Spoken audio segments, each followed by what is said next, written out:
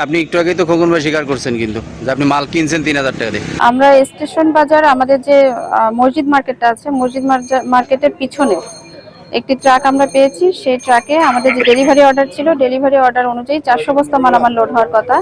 তো সেখানে আমরা 406 বস্তা মালামাল পাই এবং একটি ভিডিও রেকর্ড পাই, যেখানে ড্রাইভার স্বীকার করছে যে তিনি হচ্ছে মালামাল 6 বস্তা মালামাল অতিরিক্ত ক্রয় করেছেন, এটা অবৈধ ক্রয় আর কি। তো ওই মালামালটা আমাদের ম্যাজিস্ট্রেটের উপস্থিতিতে আমরা জব্দ করেছি। আর পাশাপাশি জগবাবুর মোড়ে আপনারা দেখতে পাচ্ছেন যে এখানে একটা নসিমন আছে। এই নসিমনে বিএডিসির বিভিন্ন লটের আমাদের 50 বস্তা ডিএপি এখানে আছে, যেটার আমরা মানে অনুমোদিত কোনো উৎস এখনো খুঁজে পাইনি। যিনি এটা চালক ছিলেন তিনিও এখনো পুরোপুরি স্বীকারোক্তি দেননি। দুটি অভিযান পরিচালনা করেছি, একটি স্টেশন বাজারে, একটি জগবাবুর মোড়ে।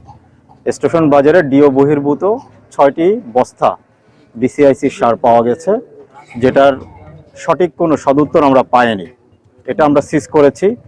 এখানে আমরা 50 বস্তার একটি আলম সাধু, এটা যিনি ড্রাইভার আছেন তার কাছে কোনো ধরনের ভাউচার নেই এবং তার ব্যাখ্যা মোতাবেক এটিও তিনি কোথা থেকে নিয়েছেন, কোথায় নিয়ে যাচ্ছেন এর কোনো সঠিক ব্যাখ্যা দিতে পারেন, যার কারণে আমাদের কাছে এটা প্রতীয়মান হয়েছে এই সারগুলিও অবৈধভাবে বাজারে এসেছে এবং অবৈধভাবে অন্য কোথাও হয়তো পাচার করার একটা ব্যবস্থাপনার মধ্য দিয়ে যাচ্ছে। যার কারণে এটাও আমরা সিজ করেছি এবং যিনি চালক আছেন তাকে আমরা আটক করছি। যাচ্ছিল হচ্ছে যশোর বাফার ইউরিয়া সার।